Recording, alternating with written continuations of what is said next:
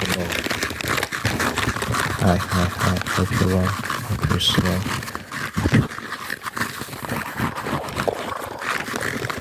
Very happy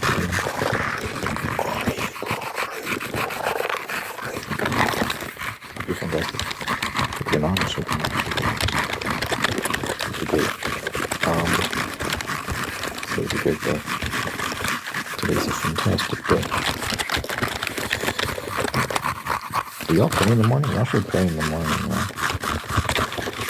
You should read the Bible and pray. It's a great way to start your day. I start my day by looking at news and stuff. I should stop doing that. I think a great way to start your day is prayer. Just that great spiritual energy from the Lord. Not by reading about some crazy, there's always some crazy stuff going on around the world, and you're like, what the fuck? I don't know, that's a good way to start your day. We're seeing some nonsense on social media. Someone acting up, getting punched up or something. Anyway,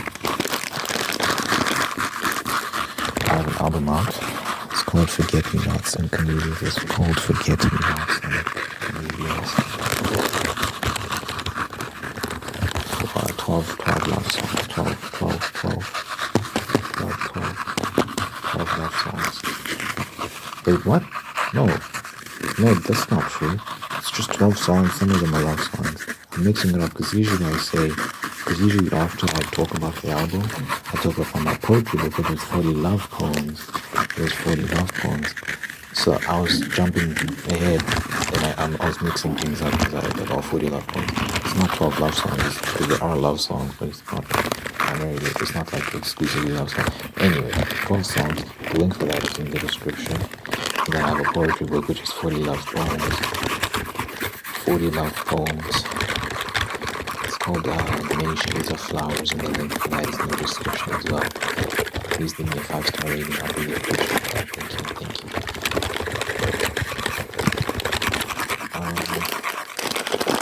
I got these marshmallows, these little tiny ones, because I ate a milkshake yesterday. I made a milkshake / smoothie, and what's the difference between a milkshake and a smoothie? I don't know.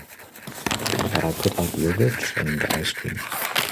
A little bit of milk. A little bit. I don't put too much milk because I want it to be thick.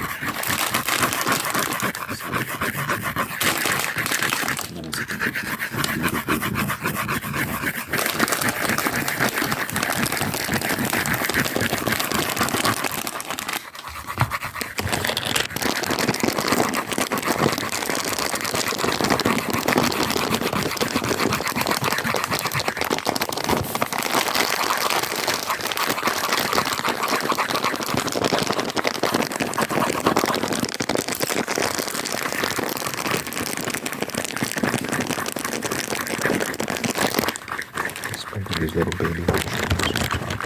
And it was tasty. Like with vanilla yogurt, and then the ice cream was like a chocolate vanilla caramel ice cream. So I just mixed that with a little bit, blended it, and then put these little marshmallows on top. And yeah, it was nice.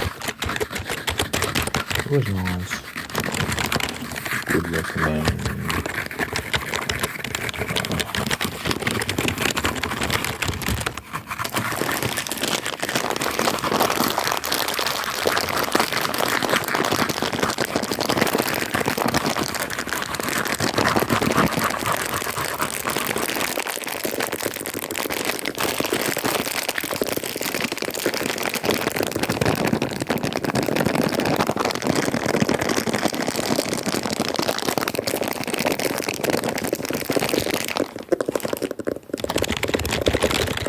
Yesterday I made some good progress reading. And I was reading a particular scene in the book I'm reading. This woman was describing her love that she has for this man, and what was she saying? She had given him money to deliver to her relatives somewhere in Moscow, the little city. I mean, the story is set in Russia. the story is set in Russia, so she was like, like give this money to my relatives in Moscow. Wait, what is it? Is it Moscow or Moscow? I'm always confused. Maybe let's Google this just to settle this once and for all. Moscow pronunciation. Moscow. Moscow. Moscow. Moscow. Moscow. She's saying Moscow. Moscow. Moscow, Russia. Anyway, she told him deliver this money to my relatives in Moscow, and he instead, this guy is trash, by the way. So he's engaged to this woman. She says, give this money to my relatives in Moscow. You know what he does? He takes that money and spends it with this girl he's cheating on his fiancée with. Fiancé is male. Fiancée is female, I guess.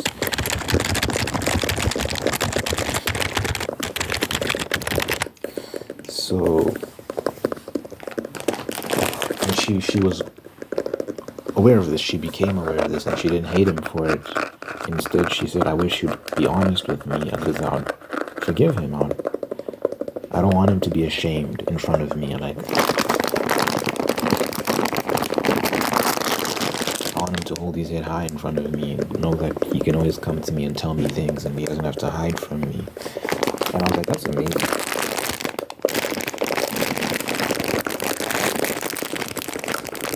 And he's a dirtbag. He doesn't deserve a woman like that. Like this guy in this story, his name is Dimitri. I despise him so much, dude. He's not the main character. I can't get over how trash he is. What's that girl's name? Katerina, I think. Katerina? I think is her name.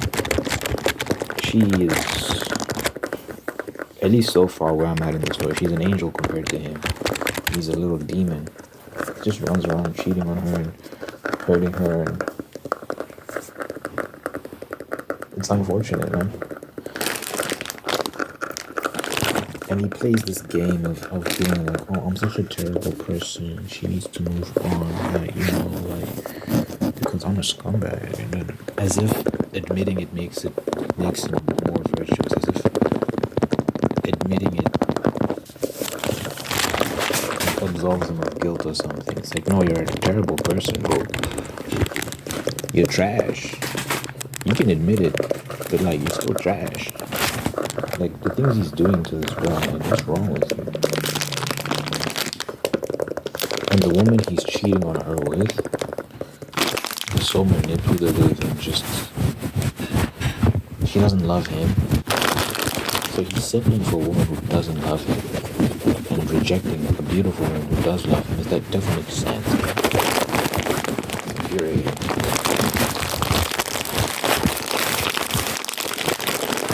Doesn't make any sense. But anyway, you know what it is? It's the punani. It's set.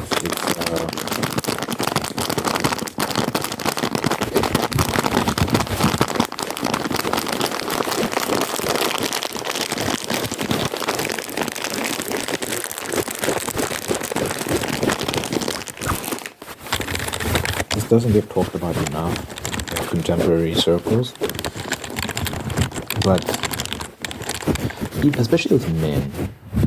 So the issue with premarital sex is that people don't understand that sex is very powerful and it literally bonds you to a human being. Part of its function is to produce children. Part of what it does is it bonds you to the person you are mating with, right? You see this in many other animals as well. When they start to have sex, they start following each other around. The male becomes very protective of the female, and so on and so forth. They become attached. There's a reason for that, because it gives the younglings, the children, a greater chance of survival when the parents are together versus apart, right?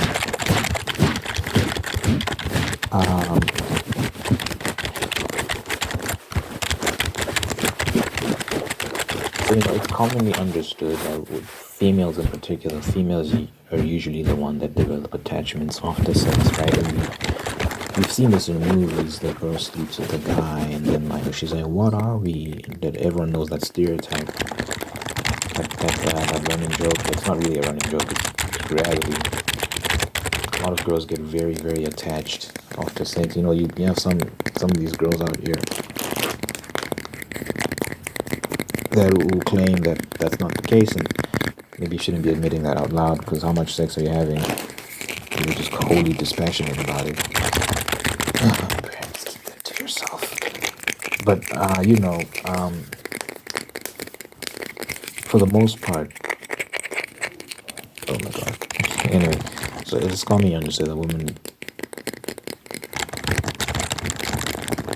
The perception is that it's just women that develop these attachments after sex, but it's also men. It's also men.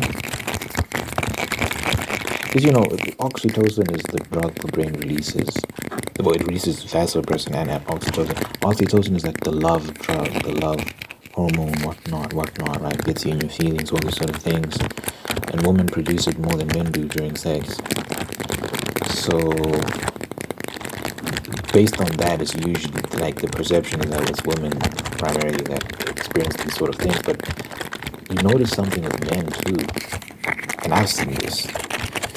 So in the case of like the guy who becomes obsessed with a girl and can't let her go despite how bad she is to him. I'm sure you've all seen that, right? Like your homeboy can't let go of this girl even though she's terrible for him. You've all seen that, right? 9 times out of 10, at some point he had sex with her. It's very rare to encounter a situation like that where it's so obvious that this woman is bad for this guy and he hasn't slept with her. Like, that's very rare, I think. And then you're just dumb. In most cases, he hit that. You get that, we talk about pussy power, all these sort of things. It's really like brain chemistry. Like you're attached, you bonded, chemical bonding. And it's hard to shake that, man. Once you've done that, it's hard to sever those ties.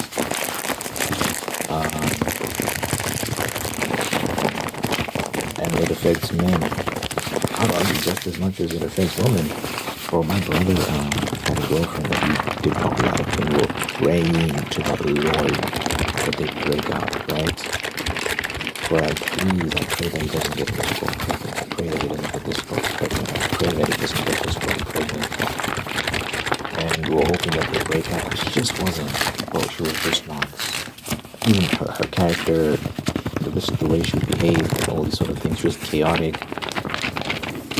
Very dramatic as well. I was just like, imagine this person being a part of our family. Oh my god, imagine like we have to invite her to all the family dinners and all these sort of things. Oh no. Well, he tried to bring her over to the house once. Me and my mom were just like, oh, he could tell we didn't want her to come, but he was so persistent. But eventually, he finally read the room and was like, okay, fine. Never mind. We just didn't like her. I'm sorry. We're just not willing to have her. And finally they broke up, right? Thank God. But it was so obvious to everyone except him how terrible she was. So every person in our family who met her, because my cousins would come over. My cousins are girls. I see them as my sisters. They came over and for the holidays, and they met his girlfriend, my brother's girlfriend, and they were like, no, this ain't it, shit. This ain't it, chief. This ain't it. And he couldn't see it. Why? Because he was sleeping with her. He was sleeping with her regularly. At some point, he had his own place. And he would have her over, and they'd get it on. I was just praying he did, because this guy was not using protection. I know because he told me. And I was just praying that, this bitch doesn't get pregnant.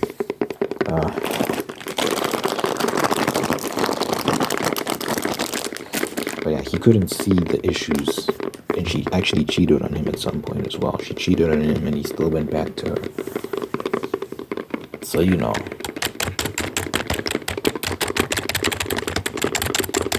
sex clouds your judgment. It clouds your judgment. You can't think straight. You're literally on drugs. Oxytocin, vasopressin, these are like brain drugs. All drugs are brain drugs, but yeah, it's like you're in a drugged out state. You can't think properly, right? That's why you need to verify that this person is right for you before you sleep with them.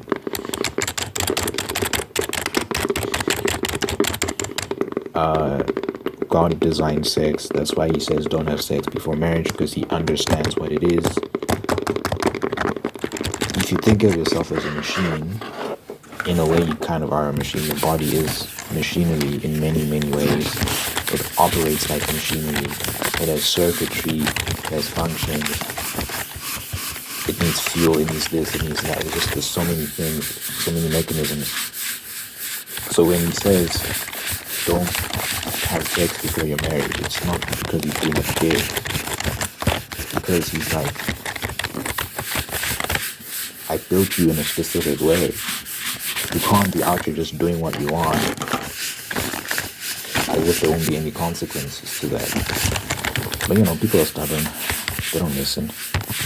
And look, I get it. Sometimes when you really like someone, you get impatient and all these sort of things. And sometimes when you've started, it's hard to stop. And I'm not going to be out here condemning everyone. I just pray that things work out for you. I think the wisest thing to do is always to wait. And sometimes people have done things in the past, you've made mistakes in the past, but you can be redeemed. You can be redeemed. Just behave going forward. No one's perfect, right? No one's out there living 100% the right way. But there are things we can avoid. There are things that, we can avoid. And if you haven't had sex yet, I think you'd be better off waiting until you meet the right person, because your mind is still functioning in a sober state. Once you start sleeping with someone, man, I just feel like you can't claim to be objective anymore. Now, if you're in love with someone and you're sleeping with them, you can't claim to be objective anymore. You can't claim to be making rational decisions, like fully like rational, like fully like 100%, like I'm thinking 100% state, 100%, what? Oh, what are they even trying to say? You can't claim to be objective at that point. So I think it's better to get to know someone, go out, have dinner, talk, those sort of things. And if you really, really like them and you've done your research and you're sure that this person is right for you, why wait? Why wait 7 years to engage? I don't understand that culture. If you really like someone, like you really like them, right? And you've asked the important questions, you're aligned as it pertains to your faith, you're aligned for the most part as it pertains to your politics, your values are great, greatly aligned, all these sort of things. You've confirmed the important bits. What are you waiting for, is my question. I think at that point, get married. Get married. It might not be easy, but it's worth it. What in life that's worth it is easy. People wait so long so that things can get easy, but you're wasting all this time where you could be having hard but beautiful experiences. You know? Yes, it might be difficult, but yeah, it's beautiful. It's life. Like, why wait, guys?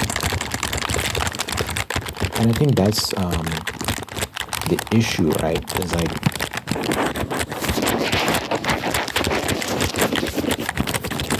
part of the issue when people say don't sleep with someone before you get married. It should also be coupled with the reality that people can only wait so long.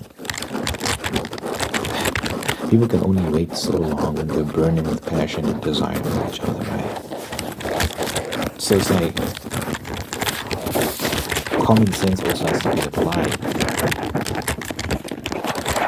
If you're out there dating for 10 years, not committing, and you're also expected not to sleep with each other, I don't think that's going to work out very well. At some point, one person's going to give, either you're going to break up or you're going to give in to the temptation and sleep with each other.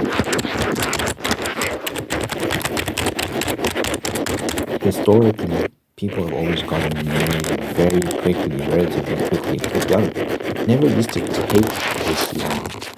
You know, that's why this idea of sex before marriage was more palatable, because people never used to wait for this long. These days people date for years. It's ridiculous. People date for 8 years, bro. It does not take 8 years to confirm whether you want to spend your life with someone. Bro. At that point, you might as well. Like, oh, think about this, right? People they do this weird thing. They're dating, and they move in together, they're sleeping together, they're studying together, they're doing this, they're doing that. Sometimes they have kids together, but they're not married because they're still trying to be sure. Like, you're functionally married, but you haven't sealed the deal. You haven't done it the right way because you still want to keep the door open. You want an escape route or something like that. No. Close all the escape routes, make it official, seal and sound, throw away the key, lock it in, right? And that doesn't take 8 years, it doesn't take 5, it doesn't take 2. It takes very little time. I think it takes months, really. I really do. Some people might say that's too far. No, it's not. Not if you're having proper discussions. You're not playing around. You're being very intentional during your dates. You're asking the right questions. You're actually engaging in genuine discussion. It doesn't take long at all.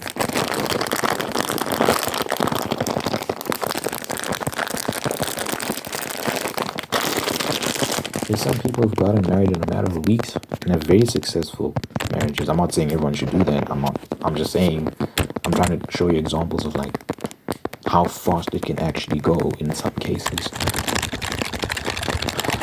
So yeah, the notion of it taking years is preposterous. It doesn't take that long.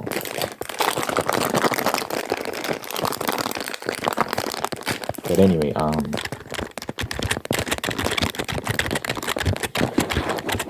say all that to say, like, so the main point I was trying to make was that like, sex is very powerful and very dangerous and all these sort of things. And it's best enjoyed within the safety and confines of marriage. Because by that point, ideally, if you've done things properly, you've done your research, you've been careful. If you're married to someone, the assumption is that person is right for you. And you're safe with them. So when you give your body to them, you start sleeping with them, and you engage in this chemical bonding, like, it's not going to be a disaster because the person is actually good for you. You can trust them.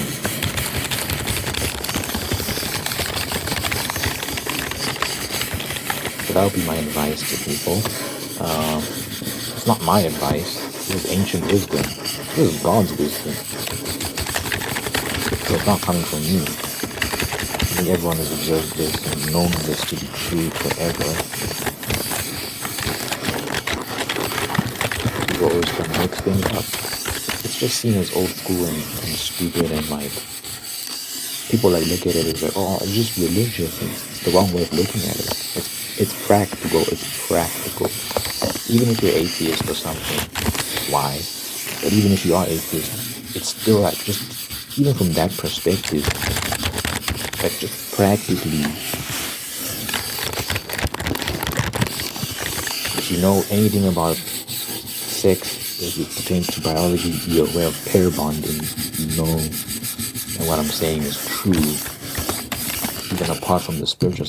I didn't even get into the spiritual aspect of sex, but I do believe in the spiritual aspect of it, but I didn't even mention that.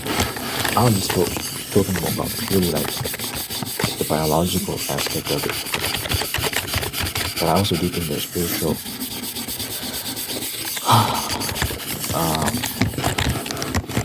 transactions that take place when you have sex with someone. So there are spiritual ties that are established as well. But yeah, just from a purely biological perspective, you don't have to be religious, you don't have to be anyone to understand the importance of really making sure that this person is right for you and then committing to them before you sleep with them. And the reason why the commitment is important, because some people might say, why can't I just verify that I love this person and then sleep with them? Why do I have to get married? Well, what if the issue is that a lot of people do that and then they break up anyway. So it creates a very serious issue, because what tends to happen is the more sexual partners you have, the less likely you are to maintain a stable relationship over time. So when you keep racking up those bodies, those sexual partners, you are creating a whole lot of issues for yourself mentally, because they call it the paradox of choice. The more options you have, the harder it is to be happy with just one thing. So that's why we see people who've been in many sexual relationships, they struggle not to cheat, because they've experienced so much that it's very hard to then just settle down and just be happy with one person. We see this all the time. It's been observed. Even clinically, they've observed a lot of these things. So, like, the issue, again, with marriage, the assumption is if you're doing things the right way with marriage, you're with someone who you've vetted and you're sure that this person is right for you. So when you get married, you're likely to stay married because you're happy. So then you can have as much sex as you want in the confines of marriage. You're not gonna, and also it's very hard to leave a marriage, but even if you wanted to leave, it would be very difficult. But the assumption is you won't want to leave because you picked the right person. So that's why it's important to commit before you actually sleep with the person, just to make sure you don't want to jump the gun. Again, obviously, I'm probably talking to a lot of people who already done a lot of these things, already been sleeping around all these other things, and I'm not trying to condemn anyone. I do think redemption is possible. I'm just saying there's wise courses of action and then there's not wise courses of action. So it's all about probability. Like, if your end goal is to find someone to be happy with, what are the chances you can do that when you're ignoring the manual? The manual says do things like this, because this is how your body was made. It's not made to behave in this way, it's made to behave in that way. And you just ignore all the guidelines. What are the chances you're going to end up with trying to go? Some people break the rules a little bit, and but they still, for the most part, end up where they want to be. But there's still always issues that could have been avoided if you just did things the right way. Could have avoided a lot of heartbreak. Could have avoided a lot of damage. Sometimes people have to learn the hard way. Like they end up cheating on their partner because they've been out there sleeping around for so long that when they settle, it's like such a radical shift in what they used to. That it takes some adjusting, and in that adjustment, they make mistakes and they cheat and they do all these sort of things. But praise the Lord, the person they're with doesn't leave them, and they eventually they get to a point where they're being faithful and loyal, and the marriage is happy. But you didn't have to traumatize your partner. You didn't have to make all those mistakes if you just followed the manual, right? No one's followed the manual to a T. That's not possible. Just in life in general, no one's going to do everything 100% right. But there are major pitfalls you can avoid.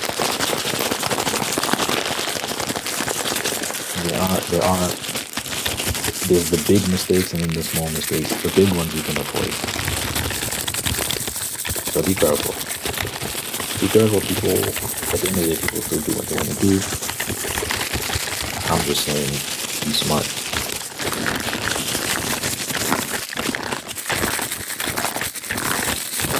You want to do in the comments, of course.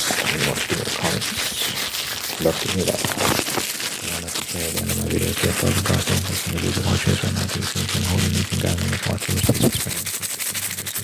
Wonderful to come out to